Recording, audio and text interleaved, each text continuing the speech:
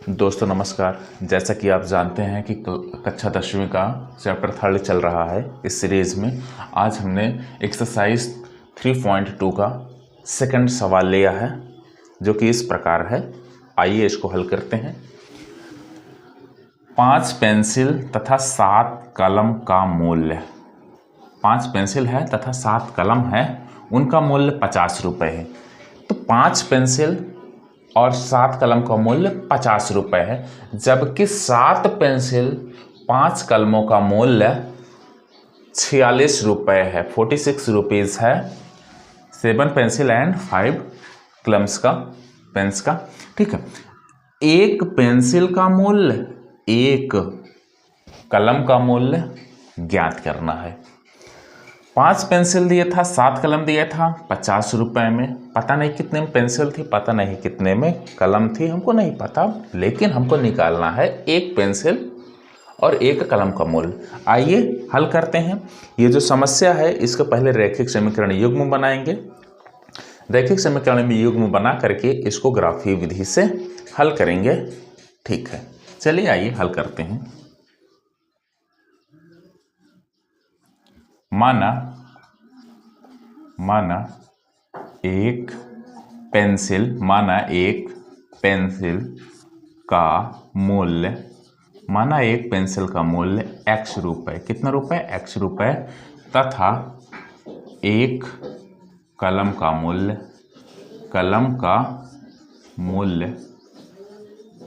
y रुपये, कितना रुपये है? y रुपये। माना एक पेंसिल का मूल्य x रुपये है और एक कलम का मूल्य कितना है? y रुपये है। तो स्थिति जो पहले कह रही है कि 5 पेंसिल 7 कलम का मूल्य 50 रुपये। तो स्थिति पहले में क्या कह रही है? 5 पेंसिल 7 कलम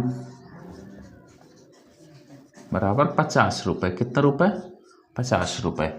यानी 5x पेंसिल की जगह x प्लस 7y बराबर 50। इसको समीकरण 1 मान लें। क्या मान लें? समीकरण 1।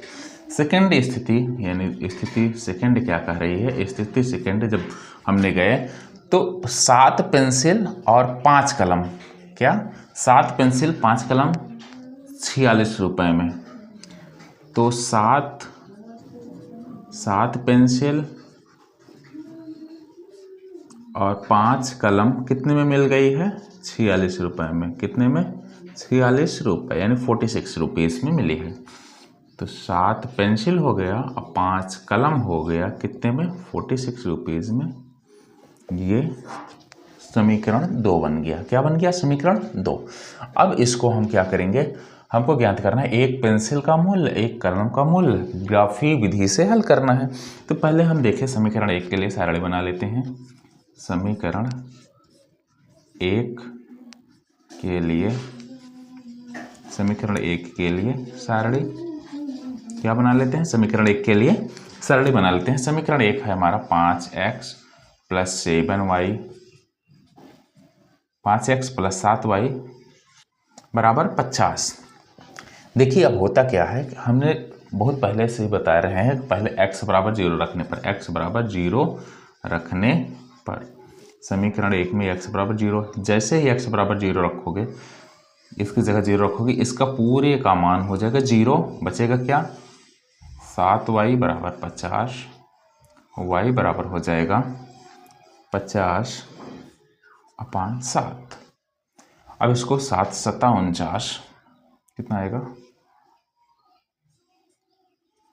7 सत्ता 49, और यहाँ पर 1 बचा, 10 बनेगा, 7 एकम 7, यानी इसको यहीं पर लिए रहते हैं। ठीक है। अब y बराबर 0 रखने पर, जैसे ही समीकरण में y बराबर 0 रखेंगे तो ये मान 0 हो जाएगा। अब बचेगा क्या? 5, समीकरण है 5x plus 7y equal to 50। अब देखिए यहाँ पर 5x, ठीक है, इसका मान हो जाएगा 0 रखने पर 0 और बराबर 50, यानी x बराबर हो जाएगा 10। कितना हो जाएगा? 10।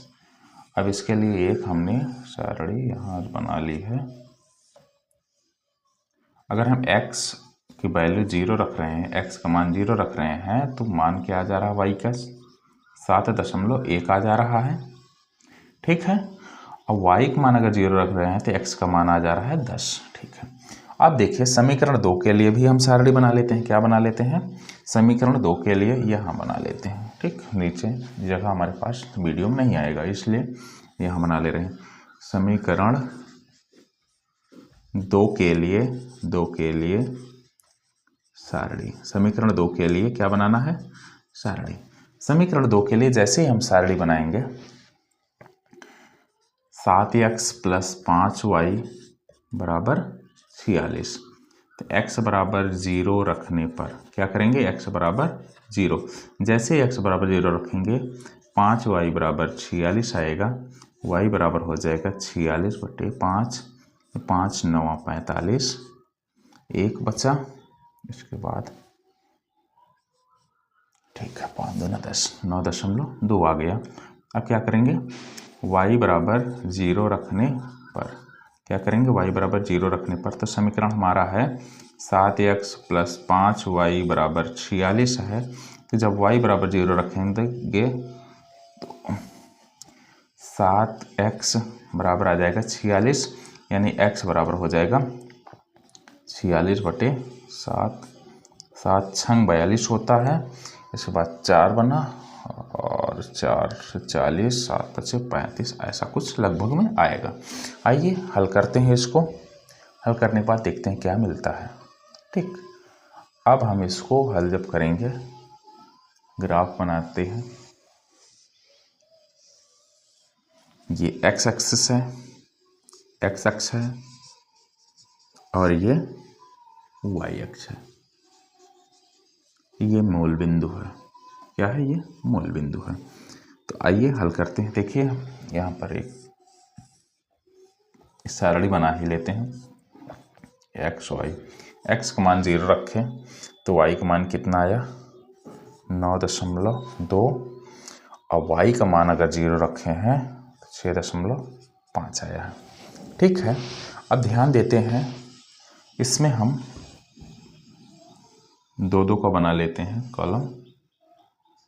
2 पैमाना 2 4 6 8 और 10, 2 4 6 8 और 10। ये रहा हमारा एक प्रकार से पैमाना लिख लेते हैं कहीं। पैमाना जो हमने लिया है, 1 खाना बराबर 2 रुपये। ठीक है, अब ध्यान देना है, x बराबर 0, x पे 0 यहाँ है और y पे 7.1 लगभग यहाँ 7 आएगा, 7.1 यहाँ आएगा। ठीक है, ठीक, यहाँ मिल गया।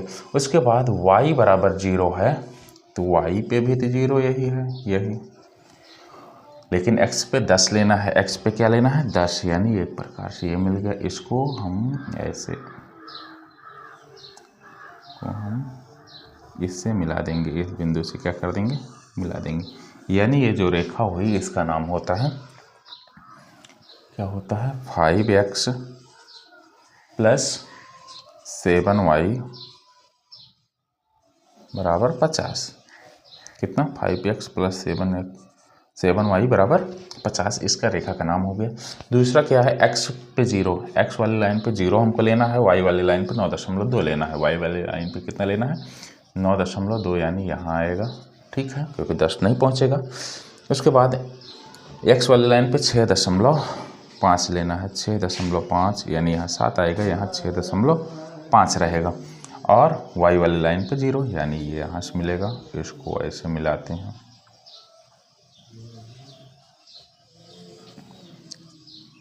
इस रेखा का नाम लिख देते हैं, हम 7x + 5y = 46। इस प्रकार हमारा ये क्या हुआ? यहाँ ये परिच्छेद इसका बिंदु हुआ। इस प्रकार हमारा क्या हुआ? ये एक बन गया। अब इसके बाद हम देखते हैं क्या होता है कि इसके आगे देख लेते हैं कि कहाँ कहाँ ये मिल रहा है। तो ग्राफी विधि से हल करने पर हम पाते हैं, इसको लिखना पड़ेगा कि ग्राफी विधि से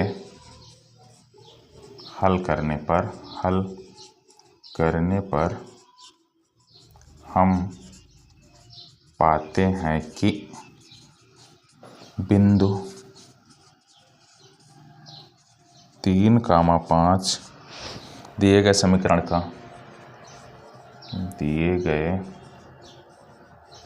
समीकरण का प्रच्छेद बिंदु है, छेदन बिंदु है जो रैखिक समीकरण का उपनिष्ठ हल है, जो रैखिक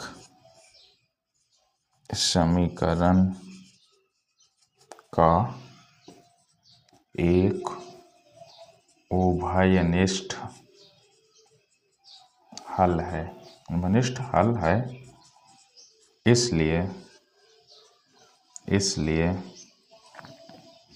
पेंसिल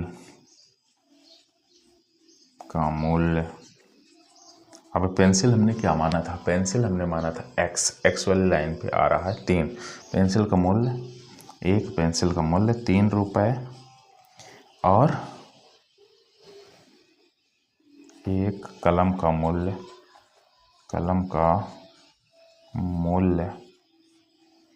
5 रुपये है। इस प्रकार हमारी ये सवाल हल होती है। एक पेंसिल का मूल्य और एक कलम का मूल्य निकल गया। एक पेंसिल का मूल्य 3 रुपये है, एक कलम का मूल्य 5 रुपये है। धन्यवाद। आगे वाले वीडियो के इंतजार करिएगा।